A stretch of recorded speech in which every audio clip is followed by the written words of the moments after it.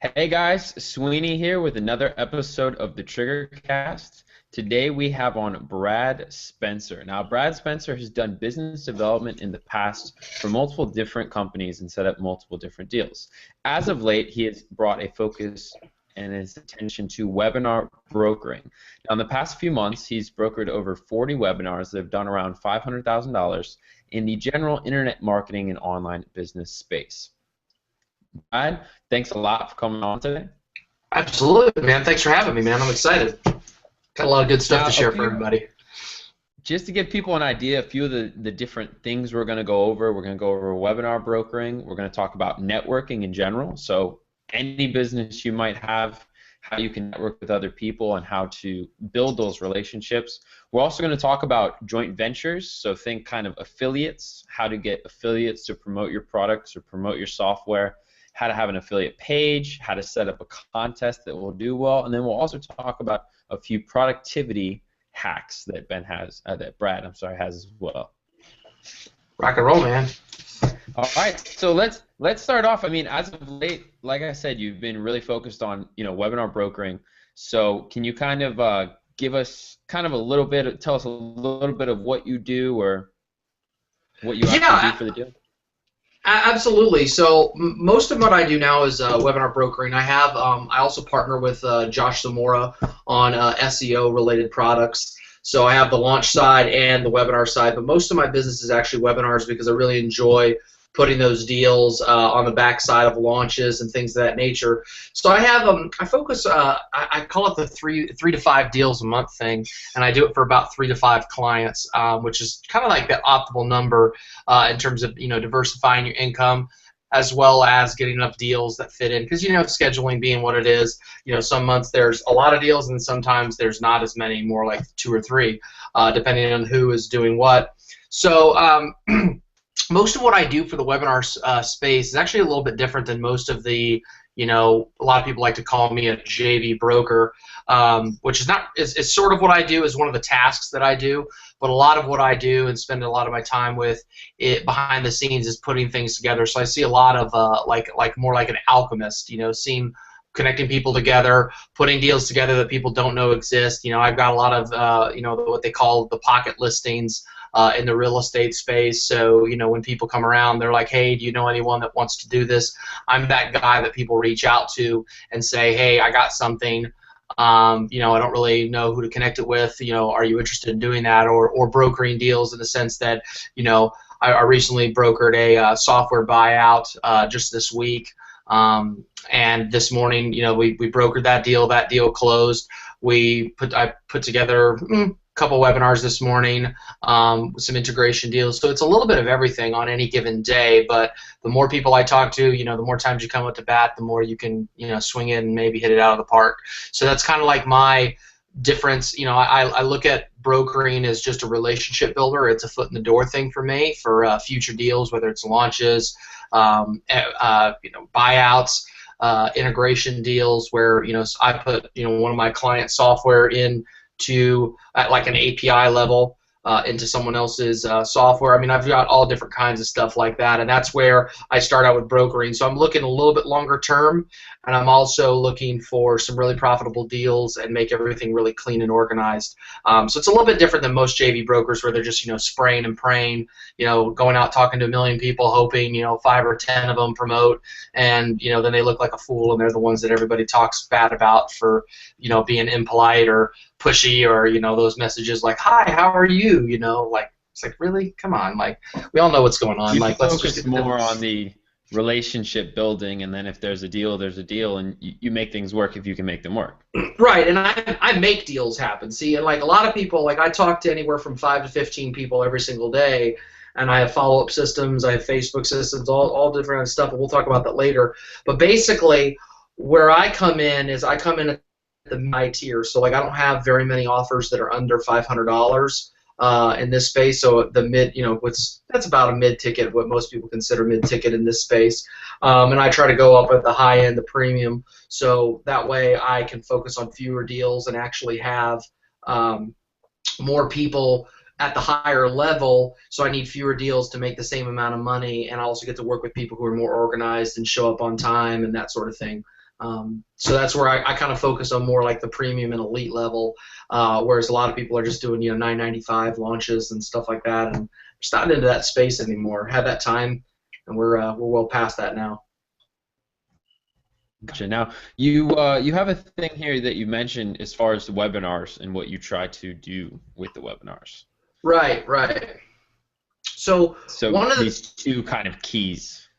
Well, yeah, simplicity and duplication are everything, man. And like, I've gotten really in the last little bit. I used to do this all in a notebook, and as I scaled out, I had to find some technology to help me.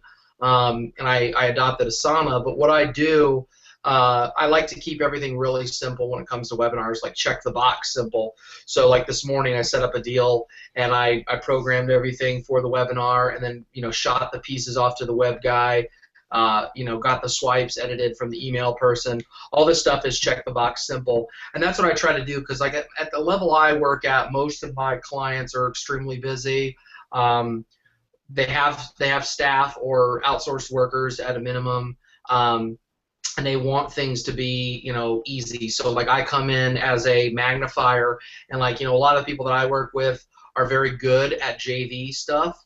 That's kind of actually one of my rules is I don't work with anyone who can't get their own deals for themselves, which sounds a little bit counterintuitive, but what it actually does is it means that they appreciate my work because they know how much time it takes and how much, this phone call, rescheduling this, all that stuff. Like they have the entire operation to manage. I only do this one thing. So and on top of that too, because they have experience with JVs, they know a little bit more what to expect, and their business, I would say, is probably set up more in a way that you can come in, do your thing, and 3 times it, 4 times it. Whereas if you're starting with someone who's never done this kind of stuff before, you're just doing the foundational level stuff, which is kind of beneath you.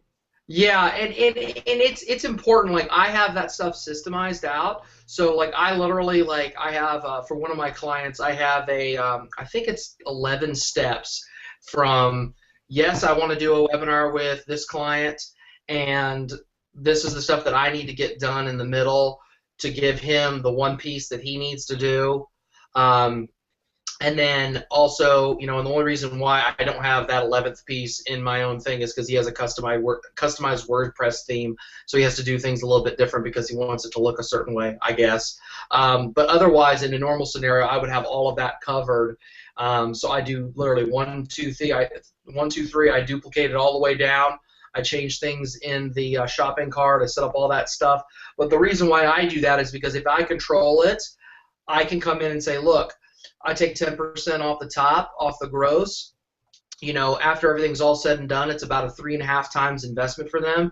So they basically have someone out there shopping high quality, high converting offers to affiliates every single day, and they give up 10%, but they gain, it's basically free money for them, and that's what they all see it like, is they all look at it as like, oh, I didn't have to work for this, all of a sudden, 10,000, 15,000 in profit just plopped in my lap that I can go invest in something else, and I didn't have to do anything. Brad's on it. Like that's what I like to have them say. Brad's on it, and that's kind of the deal that I like to run. So everything for me is about as simple as possible and duplicating it over and over. So I'll go out every day and talk to so many people, and I've got follow-up stuff that helps me in Asana.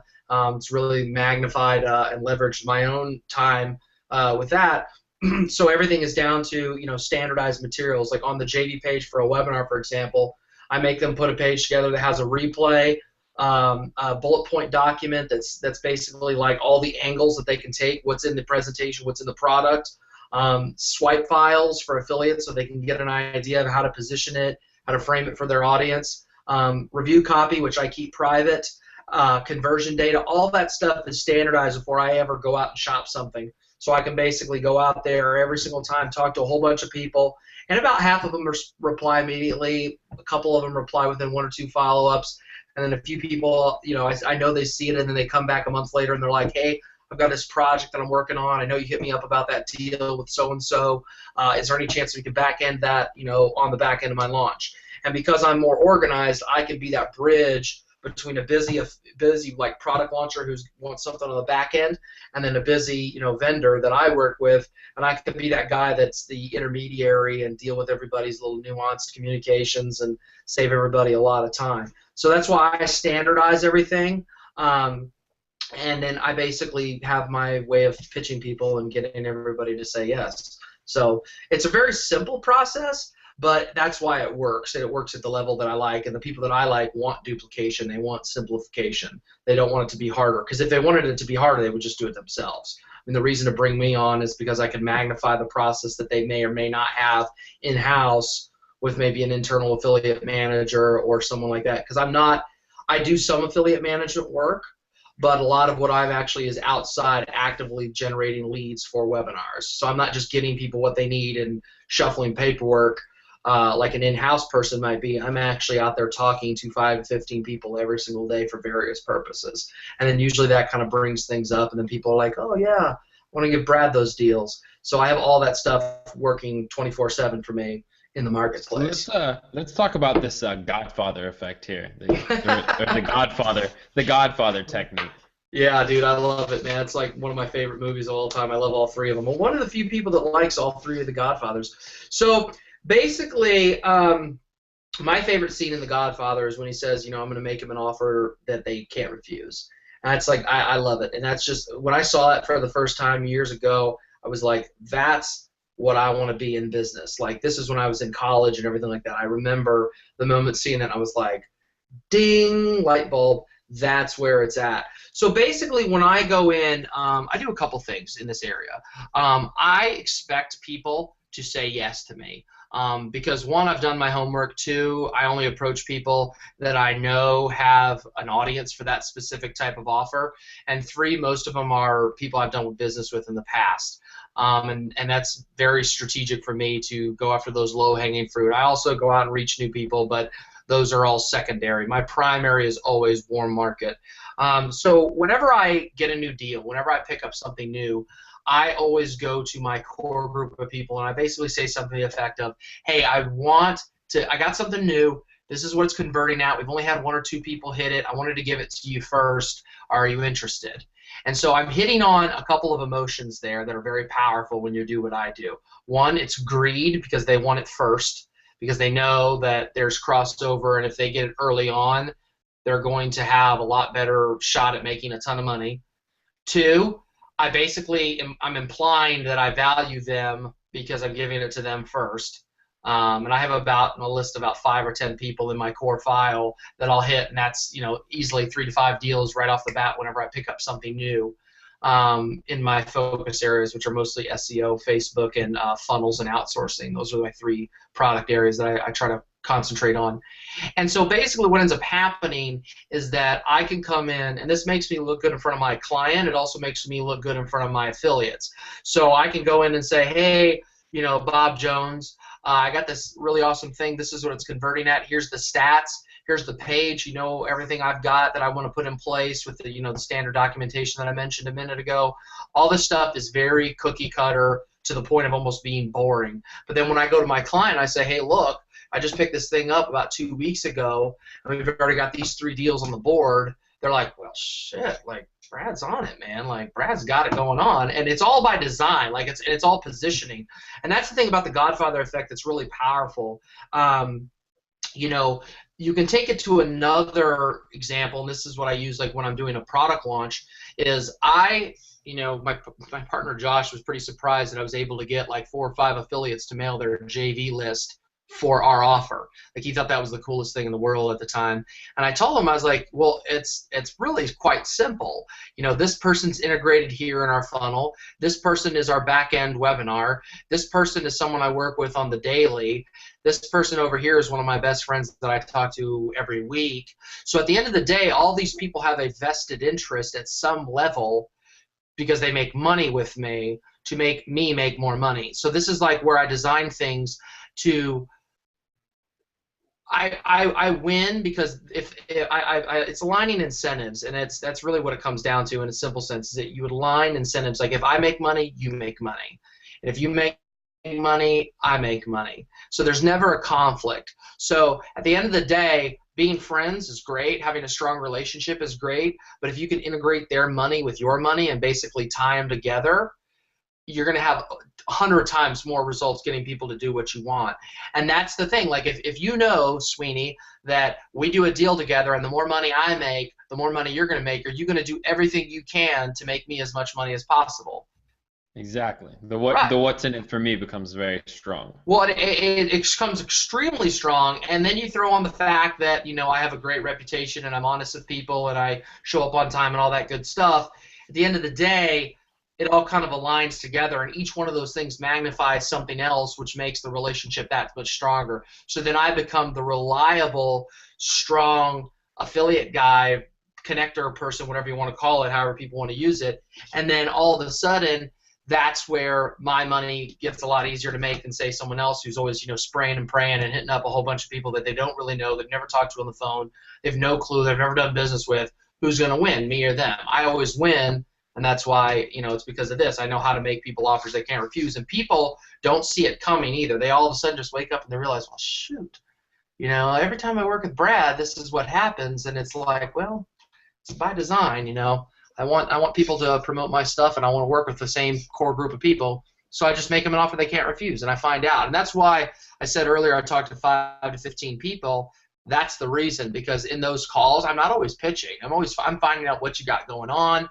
I'm finding out what products you got coming out. I keep that in the back of my mind. I have like a little file on all my top guys, so I know what offers they have. I know their JV pages. I know what they're doing on the calendar. I know what they're posting about on Facebook.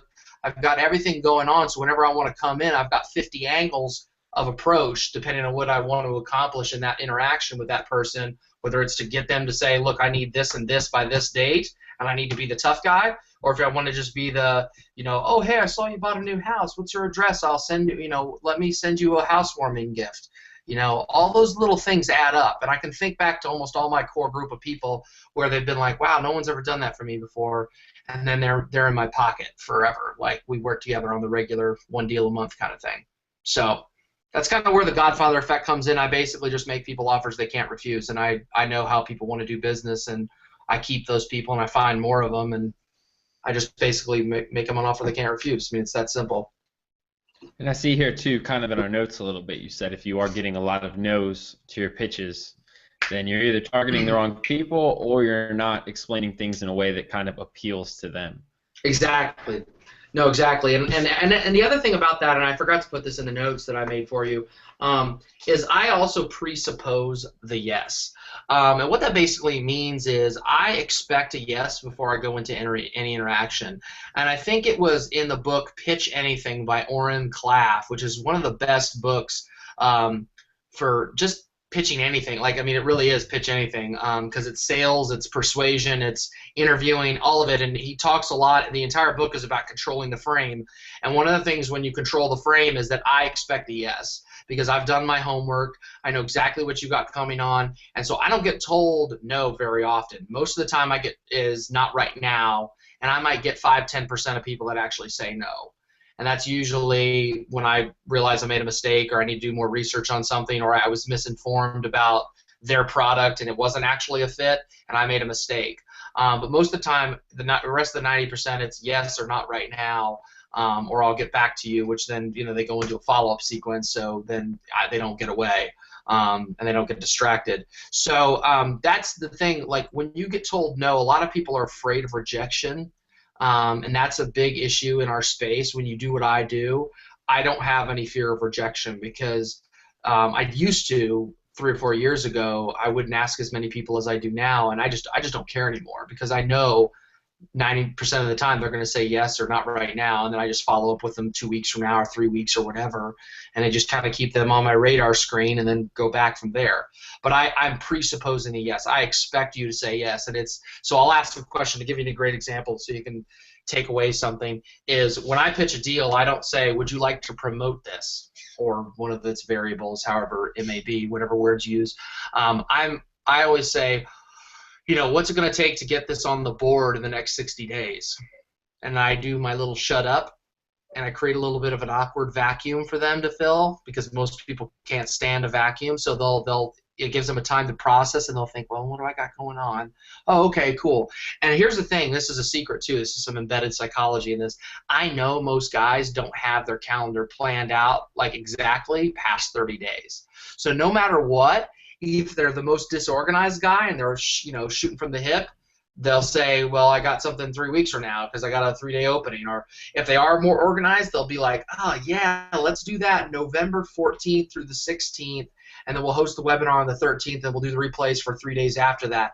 And they're planning their next 30-day block out. But I know that 99% of guys are not planned out past 60 days. So I'm asking them a question, so then they can't give the excuse of, oh, yeah, I'm too busy in the next 2 weeks, I'm done. And then they go back to doing what they're doing.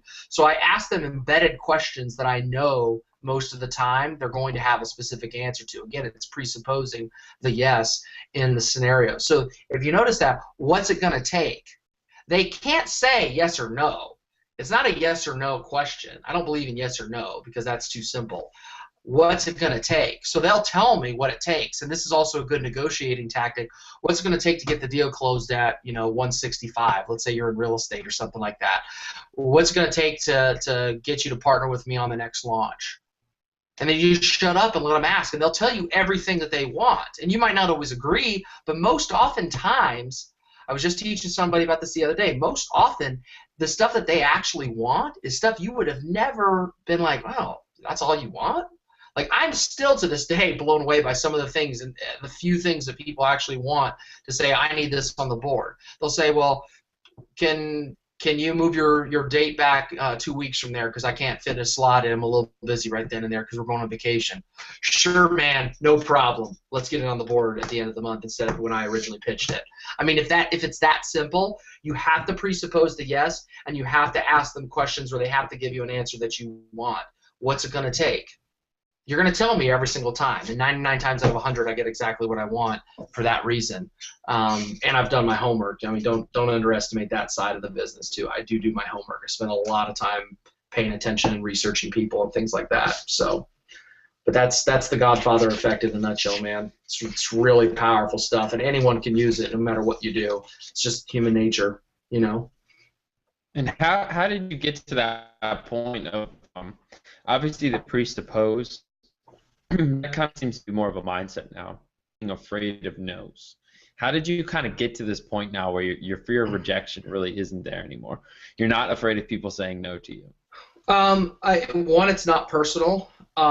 Two, don't get me wrong. Like I still get nervous around certain people. Like I'm not Superman here. I'm good at what I do, but there are still people that get me a little bit like, oh, okay, got to be more prepared for this guy than normal.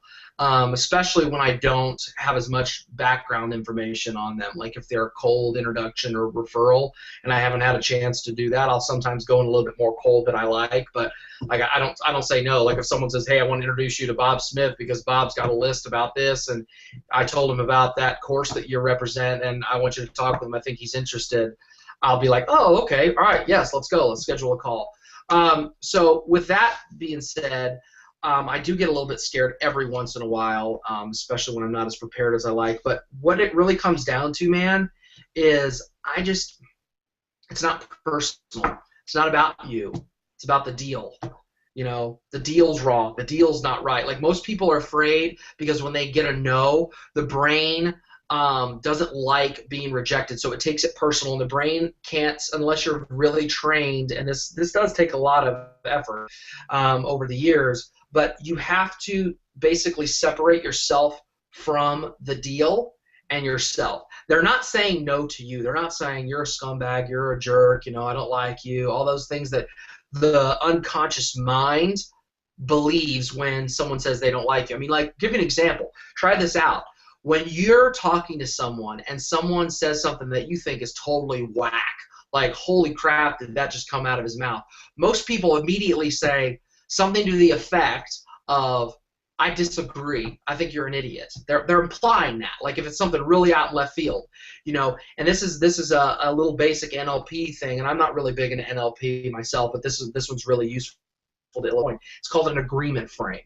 Okay, I can say, hey, Sweeney, I agree that you said X, Y, and Z thing that was whack, that I thought was whack, and I would add blah blah blah blah counterpoint to instead of saying something like, I disagree with you, Sweeney, that's the stupidest thing I've ever heard, where your brain automatically is going to be like, oh, he disagrees with me, he doesn't like me. Where if I say I agree, your brain, and try this out, just watch how people react. They'll actually be like, they'll lean in, and that's how you know, like, they're liking what you're saying. Like, their pupils will dilate, and they'll lean in and, like, try to hear you more because they like the fact that you agreed with them, even though you completely disagreed with them because of what you added after that. So things like but or something like that, those are not like those things. You want to say and, because it's an inclusion word.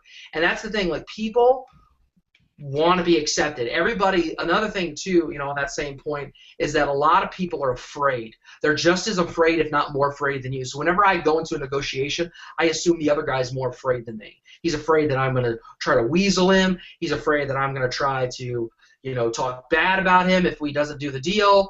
He's afraid that I'm going to strong arm him. So I come in opposite. I come in, hey, look, we both need to make money on the table. Like, let's figure this out. What do you need to get this done? And then I let him dictate the terms. Then I say, okay, I agree that those are what you want. Let's go, how about this? How about I give you this and that, and then here's what I need to get this done so I can pitch this to my client, boom, boom, boom, and then does that sound good to you? So I basically give him, I'm controlling the frame, but I'm leading him to the direction where I want to go. I'm not saying like, oh, I'm gonna nickel and dime you over, $500 or $1,000. I'm not interested in that. I'm not interested in a point or two. I'm interested in 10 points, 20 points, 30 points on a deal.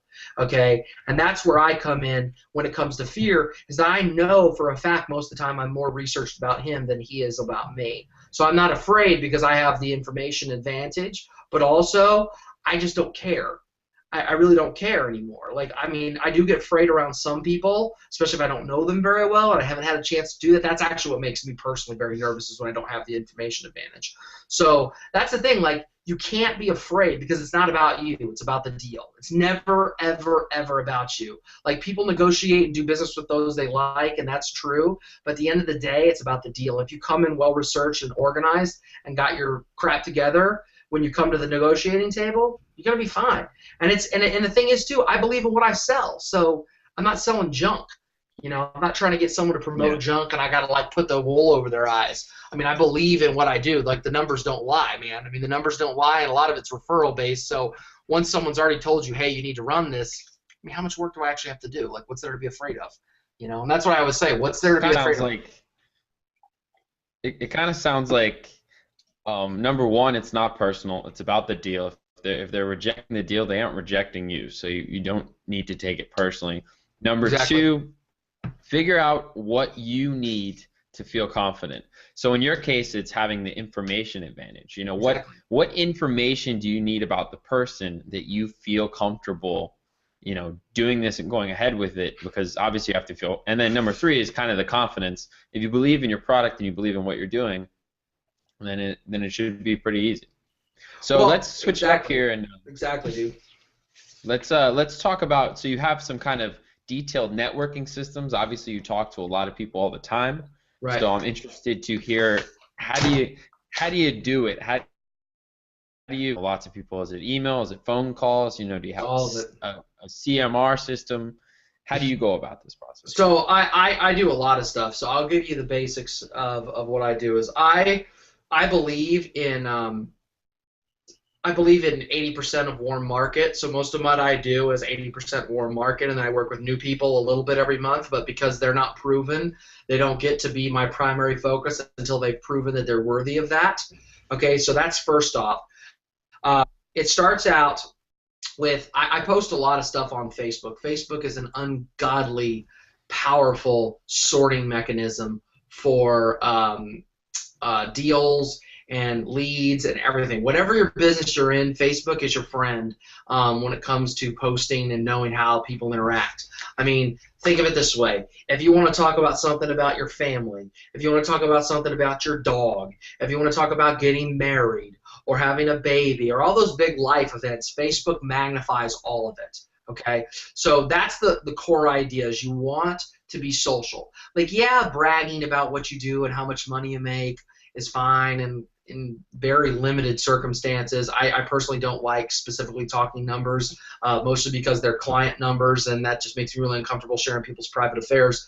But I will say generalities, over $500,000, over $250,000. I also get a lot of people to speak for me because that's the best social proof that there exists. So anytime on Facebook I post something, I have an assistant, and I use Zapier and a few other technologies to automatically send an email with that post to my assistant, who compiles a list of all the people who like and comment on all my posts. So I get spreadsheets every week of everyone who engages with me, and then I go in and I look at them and I label them green in the spreadsheet. That's my silly system. And I do that because I want to put them into reminders, notifications, and a whole list of other things that shoot off and happen on Facebook and other, like my Rolodex gets built out, all these other things. So I basically look who's engaging with me. And a lot of times, in my case, it'll be marketers that I work with, people that I know, customers, people that are in groups that I post in. I post a lot of very valuable content, because if I post content or something happy, like I talk about my dog a lot because everybody loves Charlie, and he gets a lot of engagement. I talk a lot about Christina, my girlfriend, because people love her. The marketers that know her, they just get a lot of likes. And so it's people sorting. And every time they like my stuff, they're more likely to see it in the future. So if you've liked my stuff on Facebook, it's, without getting inside of that, you're going to see it more often. So I'm building stuff that I know is going to get engagement. I know in advance that if I take a picture of me with a coffee at the beach, it's going to get 50, 60, 70 likes. Out of that 50, 60, 70 likes, there might be 4 or 5 people that want to add to my follow-up system, which is I use a site called Hassle Me. If you type in Hassle Me on, there's an iPhone app that's not very good, but this is a website. It's a really generic, basic site. It'll take you 5 seconds to learn. It's like hassleme.co.uk if you just type it in Google. Maybe we can link to that in the article. But I'll basically program that to say, every 7 days, follow up with this person about this subject, and I'll get an email around that time frame that gets plugged in as an assistant. So this is where the 5 to 15 people come in. Every day my assistant is building in my Asana, which is my CRM that I use for everything in my project management tool, to contact these people about a certain subject. Oh, hey, what new softwares you got coming out every 4 to 5 weeks for something like that? Or, oh, hey, how's your wife doing? Call my grandmother. I have it all sorts of random things sorted in that. And that way I have an external brain that over here that's basically processing in the background. So when it comes to networking with people, I talk to more people because I pay attention more than anyone to who engages with me, who posts on my my feeds, and then when they've determined that they're a high-value target, meaning they're someone I really want to build a relationship with, I want to do business with on the regular, these are your grade A, top awesome people to work with, I plug them into Facebook notifications, which is you go up at the top of Facebook by the cover image, you can see it'll be like, it'll show that you're friends with them. If you click that little tab, it says get notifications. So every time they post something on Facebook, they pop up on the right on my thing. So every morning I go out and I pull up everything that has gone on since I went to bed, and I'll look at all the notifications I have, various groups that I'm involved in that I want to pay attention to, people, images, events, all kinds of stuff that I'm constantly grading and processing. So Facebook is never random for me, okay? And it's always a lead generator, and then those people get plugged into my notifications. They get plugged into my Hassle Me spreadsheet. They get, I gotta grab their phone numbers. I use this new app right now that I'm kind of testing. It's called Full Contact. That basically you plug in their email and I think one other piece of data, and then it goes out and finds their Twitter and their LinkedIn and all these other things. And those are the assets that I'm building for my network now, that I can do the same thing once I kind of learn the lay of the land of Twitter. I don't really understand it. I don't really understand LinkedIn as much as I would like. So I'm building that out on the daily, connecting with people, learning it, talking to my friends who are experts, and that's their main lead generator, and then I share with them Facebook stuff. So it's basically just building more people and then having a constant follow-up mechanism that's not formal, so they know every Thursday I'm going to hit them up for something, but it might be random. and then I can pay attention, and then I can start conversation. So with all this, yeah. So with all this, you're kind of sorting, you're getting these different people and such. What's the next step? How do you actually follow up with them? So that's kind of the lead gen. Who's warm? Who should I reach out to? So what's the next phase look like? Well, so really at the end of the day, here's where it gets simple, okay? I don't believe in cockamamie systems, okay? I have all this stuff goes out. I mean, it's just me paying attention and automating the paying attention part because if I don't have technology, I'm scatterbrained. So I like to let the technology sort me, and then I work the system that I've built for myself and test out and stuff like that. I get about 10-15% of my day where I'm actually in a position to strategize and all that junk. The rest of it's just go, go, go.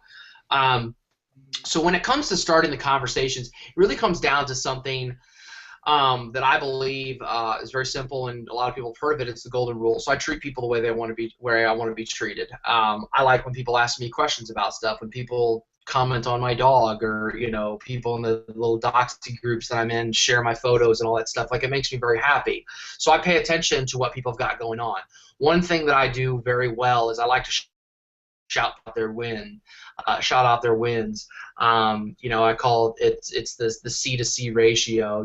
How much do you celebrate and how much do you complain? A lot of people complain a lot, and they don't understand why no one ever wants to work with them or do business with them, right? The more you complain, the less people want to do business with you, because it's just, who wants to be around a negative Nancy? Like, nobody wants that. So I also will celebrate people, and then people will reach out to me because they'll be like, oh, Brad's paying attention. Of course I'm paying attention. You're in my notifications, man. I got you.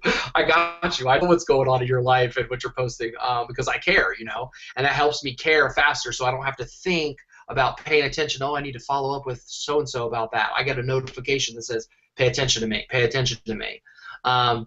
And so I'll start conversations like that. Like, I see you went to the beach. You're happy birthday, man. What'd you guys end up doing on your birthday? Did you guys go out any special place to eat or head out and do something fun? That's a conversation I'll start with somebody. And people will be like, why the hell would you ask someone what they did on their birthday? It's because no one else will. No one else in the marketing world will ever do that. And at the end of the day, I'm looking. One of my core values is that I'm looking to build relationships for the next for decades. So if you and me are friends and we did something when we were 25 together and we're 40 now, you're still going to remember that I was that guy that bailed you out or helped you out when you were in a jam back when we were young, when we were kids. And now that we're talking $500,000 or $1 million, you're going to remember that. And that's what I want people to have in their brain with me, is that I'm the guy that pays attention to the little stuff. I'm not the guy that just hits you up because they want you to promote something. I'm the guy that's talking to you about different stuff. So anything that you would talk to your friends about, I do it, but I do it in an organized and consistent fashion with the people that I do business with on the regular. And it's not that many, to be honest with you. Like, I have maybe 100, 150 people that I regularly follow up with. I mean, it's not much, but each one of those people is a constant referral stream to me, because everything that they do, I'm in their sphere of influence. And I'm new relationships. I'm asking for introductions. I mean, I'm constantly cycling through those people, and that's my bread and butter, man. It's all I do every day. It's just that's the work, so to speak, which is, to me, isn't work. A lot of people, that might sound like it's hard, but once it's organized, it's really not. It's just kind of sitting down and doing it, I guess. How do you transition from the, hey, catching up, buddy, friends, to the let's talk business? How do you smooth that transition of, oh, that's cool, you're at the beach, by the way, promote my stuff? What do you got cooking over the next couple weeks? That's the basic question. I literally would say, what do you got cooking? What's on the board in the next couple weeks? What do you got cooking? Any good deals? And I'll ask them, I'll ask them about the deals, because here's the other side of it too. One of my best sources for deals, when it comes to like webinars or 72-hour specials or softwares or whatever that I want to get my hands on, like, if I'm talking to one of my top guys and I BS with him and like find out and chit chat and all that stuff for a couple minutes, and I'm like, hey, what do you got cooking on the board? Hey, guess what I'm going to do? I'm going to say, look, can you introduce me to John Smith and see if I can get that? And I'll basically ask the question, what is it going to take to get me to like rep this? Are you cool with my 10% of the gross fee so I can go out and bring webinars for you and shop it around over the next little bit? Who's going to say no to someone that says, I want to bring you business? No one. I've never had anyone tell me no. Okay? And that's what it comes down to. I want to know all that other crap because I'm furthering my research pool. So I'll ask them about that other stuff, and then I'll say, look, if something happens and somebody flakes on you, I got something that I can fill in the spot. I just need 24 hours notice, and I need a little bit of time to make sure that we're not already booked for something else. That's it. Whether I got something right now or not doesn't matter. Like, there's still value. Every conversation I have is valuable in some way. In some way, just by the way I ask questions, the way I talk to people, I'm not linearly focused. I'm always looking for those lateral moves to bring things in. Hey, how can I hook up my buddies? I spend a lot of my day thinking of ways to hook my friends up. I'm that guy that brings money. That's what I want people to say. Like, Brad's the guy that brings money. Even if I'm not, like, getting a cut of the action, like, I advise, like, my business partners on other deals that I don't have any equity in. Why would I do that? Because I do make money in them with other stuff. So if they make more money, they're in a better mood, and that means they're going to want to do more work with me. It just rubs off. And that's my core belief, right? Like, I believe that if I'm the guy that brings money, I'm the guy that brings deals, and when you ask me for something, I'm the guy that's got a guy. And so I goes in a mastermind, and they ask me, what's your USP? I got a guy for that. That's my thing. Like, I always try to have a guy. I like that. That should be your slogan. Yeah, I got a guy for that. And it really is that simple, man. That's how I start the conversations. Let's divert here. So now a lot of what you talked about is kind of personal relationships and building that. So I want to shift gears here too, because I know you also are very familiar on the JV/affiliate side. Right, and exactly. Generally, for people that aren't aware, so if you're doing a webinar brokering type deal, that's a lot more one-on-one. It's between, just two people. Now, if you're doing JV or affiliate-based stuff, this is where you have, an affiliate email list. It's more like commanding an army versus just having a private relationship.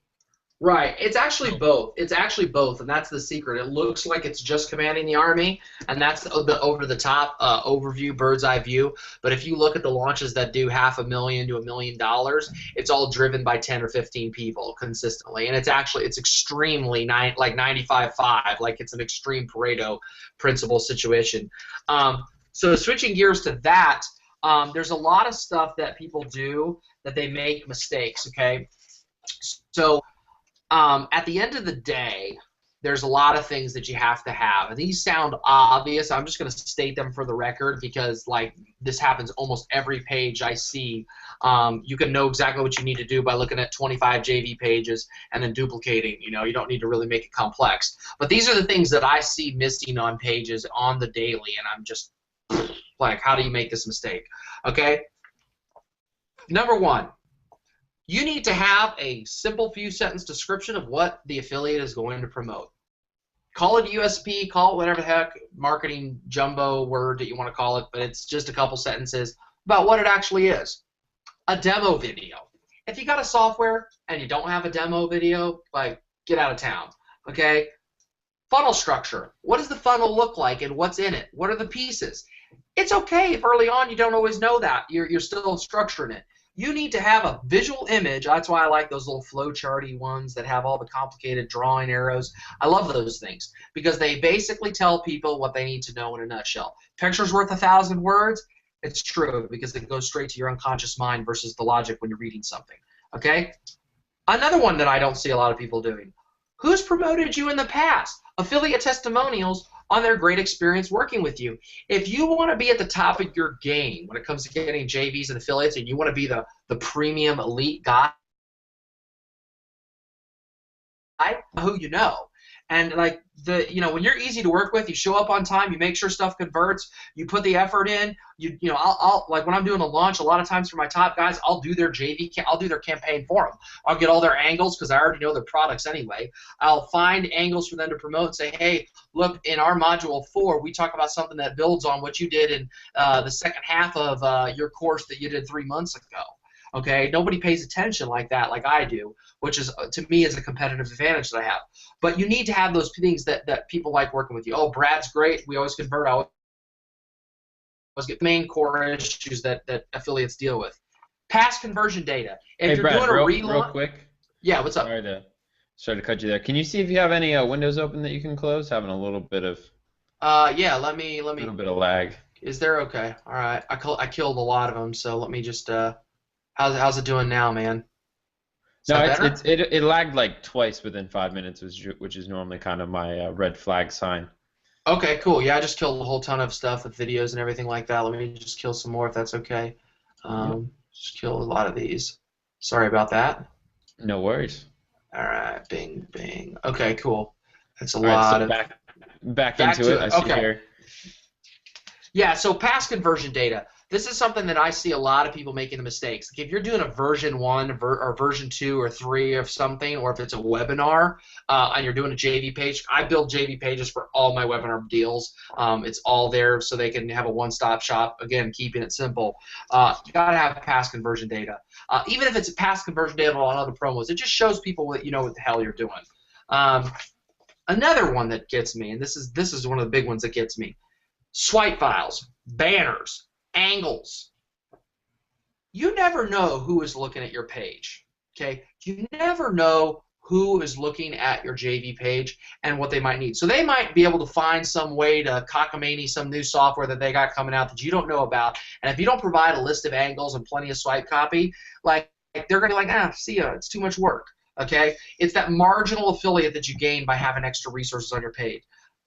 Get this one. This is a big one. Make sure you put the date and time at the top of your JV page so people know when the heck your thing goes live. I see it all the time. People make that mistake.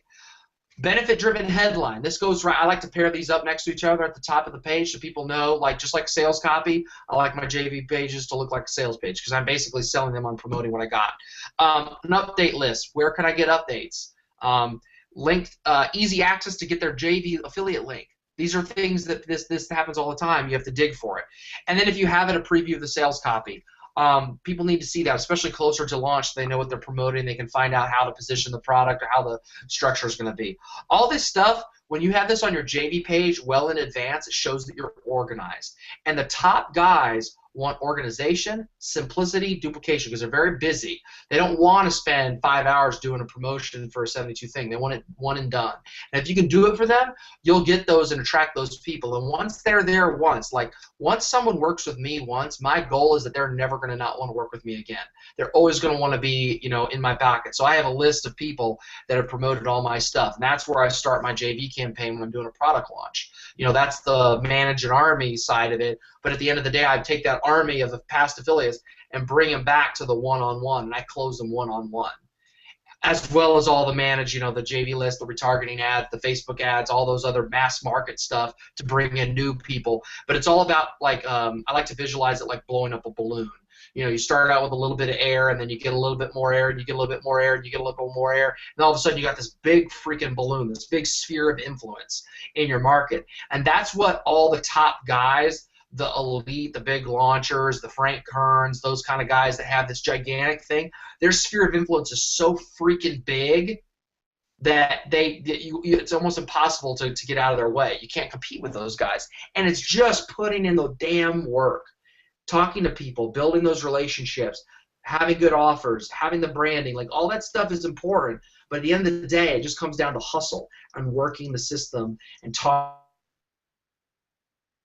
to the guy that everybody makes money with. At the end of the day, no matter what your business you're in, when it comes to business relationships, that's the easiest way to guarantee that people are going to want to work with you is that you make them money and you're actually pretty cool, whatever that means for your business, So, that's really it, man. Like, when it comes to JV side of stuff, it's like don't make the mistakes and you're 99% of the way there. And then it just comes down to closing one-on-one and figuring out a way in, what's it going to take to get that on the board, and then just going for it. I mean, all the time, every day, bringing the heat, And I know we're kind of starting to get kind of close here on time, so You're cool. let's try to keep it kind of tight here because I want to hear you tell us a little bit about the best way to do JV contests, Right. and then also how to spice up your offer more attractive to JVs. Right, man.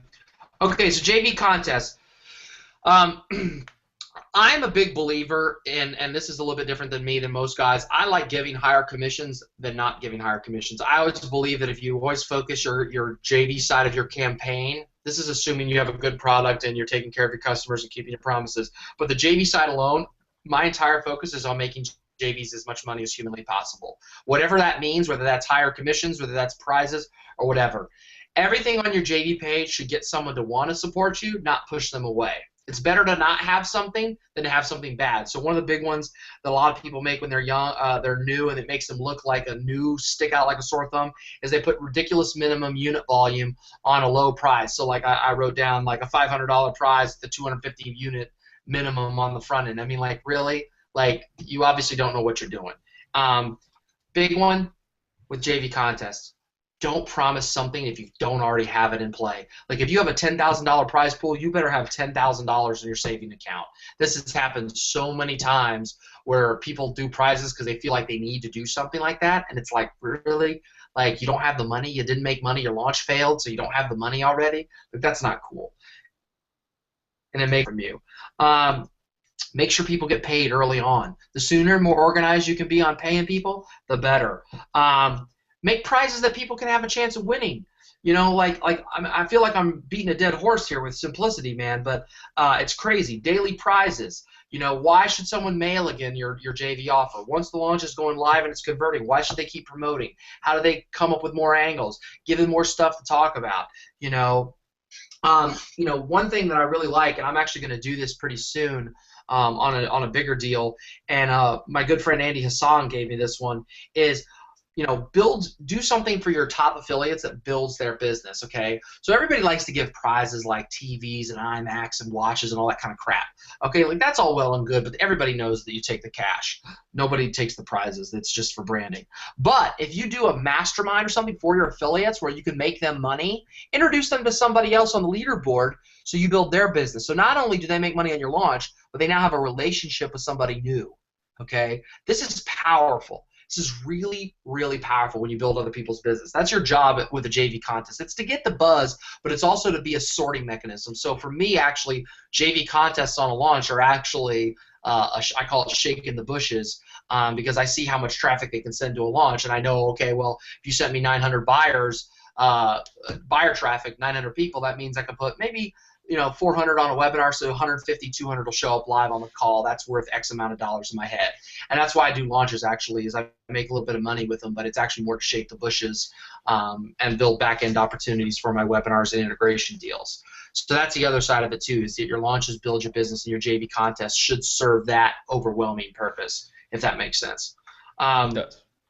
So spicing up, I got a couple things. Make sure you give plenty of notice. Last-minute stuff never works with the top guys. Wait, just to clarify, this is sure. This is how to spice up your offer to JVs. Yeah. And a lot They're of all this kind of is blend together. build a better funnel, but. Right. Sorry, yeah, I should have said that. Yeah, so plenty of notice. That's a big one. Like I said, figure out ways to get people more money. That's your job as the vendor on the JV side. I always like to spice things up by doing their campaign for them. I'll write emails custom for that affiliate. I'll give them angles. I'll show them how to promote something. In the IM space, if you can do instant payments, it's worth it. Launches, that's not really an issue, but every once in a while you'll see someone's shopping cart. It's reducing the risk. Raise your prices. If you double your price, you'll rarely drop the conversion rate by 50%. It usually is always more profitable to raise your prices. You might have a slight drop, but even sometimes, a lot of times, it's not the case. Be organized and follow up. I also like to integrate other people's stuff in my funnels. So that's kind of coming back earlier, making people offers they can't refuse. I'll use other people's software. Like, I might have a front end offer, and then on their funnel I'll use someone else's software and give them the leads off of that part of the funnel. So if we sell 2,000 copies on the front end, and let's say we sell 800 copies of the OTO1 on the launch, that's actually someone else's software. So I just put 800 new buyers into your system. How invested in my project are you going to be? You're going to be extremely invested. And then it also means I have one less thing I got to create. And then also back-end promos. If you want someone to promote, the easiest thing you can do to I like to talk about a guy like Chris Winter's a really good friend of mine. Joe Troyer's another one that does this. If I want someone like at that super premium elite level to promote my thing, the easiest thing to do to get the introduction is to say, hey, I would like to integrate your offer on this in the back end? Is there something we could do to get you on board and get you excited? And I guarantee you that it's at least going to get you a 15-minute phone call with people like that. You know, those are just 2 examples where I've actually done that with and made a lot of money by doing those things on the back end of my launch. And then they actually promote it and also send it to their JVs as well. There you go. It's basically all tied together. Yeah, man. Got to make them money, man. It's all about the Benjamins, baby.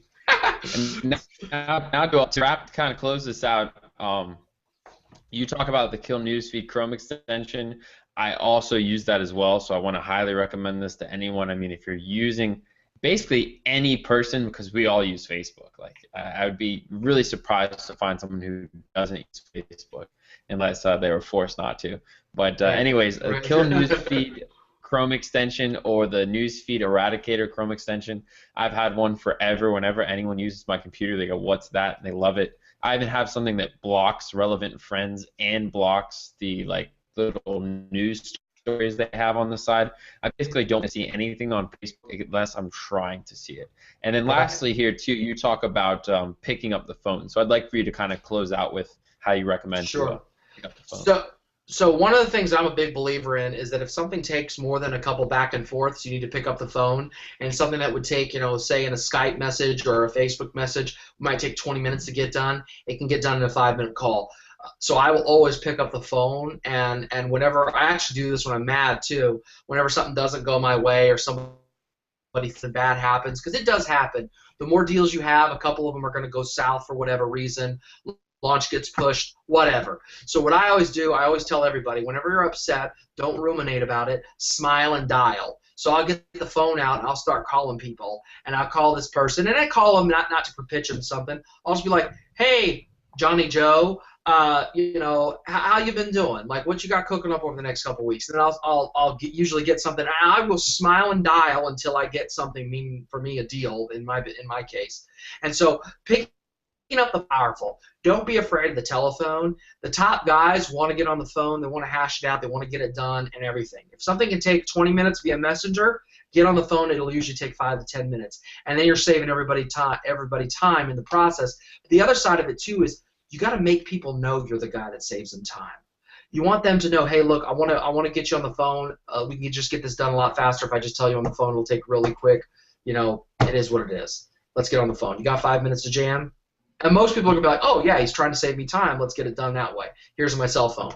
And then whatever. So, like, the phone is the most powerful tool. It's as old school as it gets, but it works. It's the best way to get business done. Like, the more I smile and dial, the more money I make. That's a 100% correlation, you know. I think it also builds that connection too. I mean, a big part of a lot of this stuff, the reason why I like doing video is I build a better repertoire with the guests.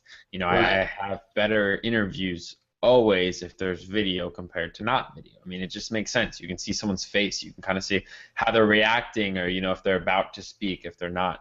And then in the same sense with, you know, kind of just relationship building, picking up the phone, you're hearing someone's voice, you're hearing someone's tone, and there's less back and forth. So I definitely agree there. And I guess the last part to that would be, don't be afraid to go to events and see these people face to face, shake hands, drink beers, absolutely, you know, eat steaks. It's so powerful, man. That $7 beer, like I spend so much money buying drinks, but I will tell you the easiest way to keep a conversation going is to give somebody a next round. And like, no matter where you're at in your business, almost everyone, you know, what do you think is the most powerful question you can ask somebody in a conversation? What do you think, Joe? What do you think, Bob? And they'll just open up, and then they'll just fill your head with data and information, and you'll get everything you want. And then it's like, okay, well, I got something that does that. Are you interested? Boom, the deal is closed. And you can do that in person and on the phone that you can't do in a Facebook message or a Skype message or an email or verbal on the phone is power. It's so much power. Like, we could do a whole other call on that alone. Definitely. So with that being said, Brad, thanks a lot for coming on today. Appreciate you dropping some knowledge. Absolutely. Brad put together a little document for us, and really, I mean, a beautiful, beautiful piece of information here. So he's covering basically everything he talked today. He's talking about his systems. He talks about it a bit more in depth and concise sometimes, in depth other times, but it's very well structured. I really appreciate you putting this together. As of course, we'll have a download link somewhere on the blog post for anyone that wants to check that out. Absolutely. Thanks a lot, Brad, for putting that together. Rock and roll, man. Yeah, I like to help you guys out. You know, it's you guys run a really good show, and I'm glad to be on it. There's been a lot of really cool people on this show, so that's pretty neat that I'm in it as well. So appreciate you reaching out and having me. Thanks a lot, Brad. Well, take care, man. All right, cheers.